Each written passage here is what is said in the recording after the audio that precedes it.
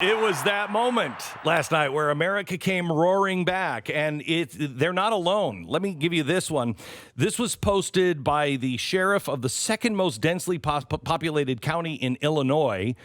He says the governor has trampled on his First Amendment rights. Now listen to this. This is what he posted on Facebook. I feel that my own First Amendment constitutional right to free speech has been completely trampled on by a governor who has threatened my office's reimbursement and grant funds as a tool to force me not to speak.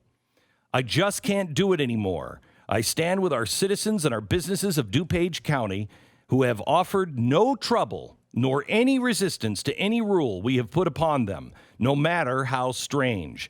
In fact, they have communally helped support us during this pandemic with resources and physical help. Law enforcement officers are not stormtroopers. We are peacekeepers.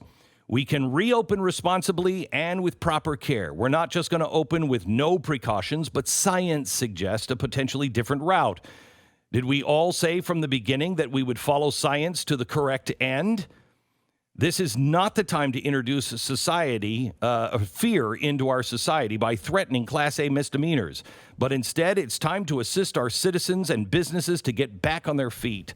I feel DuPage County is ready to reopen responsibly before everything is gone. And I will not victimize lawful residents of DuPage County trying to put food on their children's table.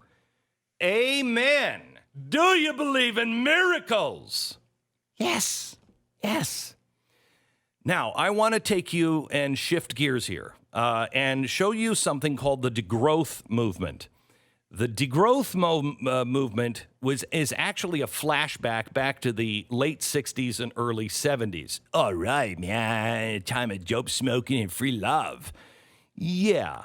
And that's probably all you're going to be able to do if this degrowth movement actually takes flight. Now, yes, Spooky Dude does have a role in this. Spooky Dude said some spooky things overseas that nobody seems to be caring about. But I wanted to bring you the news of Spooky Dude today. But first, let me tell you what the degrowth movement is. This is a movement that believes that man has destroyed the planet. It's all about climate change, and the only way to save the planet is for the entire world to stop working. The agenda is to shut down industrial production and industries like fossil fuels, automobiles, airlines, anything that will contribute to global warming. COVID-19 and the economy lockdown is now seen as a useful trial run. I want to give you something that when I just told you about the cop up in New Jersey. Let me tell you something that the owner of that gym said after the cop left. He was giving an interview, and he said, we're reopening early to fight for our rights. The government has failed at protecting our rights and is failing at protecting our health. He said, what we're proposing is an organized, peaceful reopening of the state, not just our business. Now, listen to this. We truly believe if we don't do this, in the end, we will have zero rights and no say in what happens. I believe him to be a prophet of our time. Yes, a musclehead, a prophet of our time. He is right. If we don't, they are measuring us. Now, not everybody. No, but everybody in the government is doing this. But the left and the degrowth movement is. They are measuring us to see how much they can get away with. Now, a professor at the University of Tasmania, who knew that was a real place beyond the Bugs Bunny world,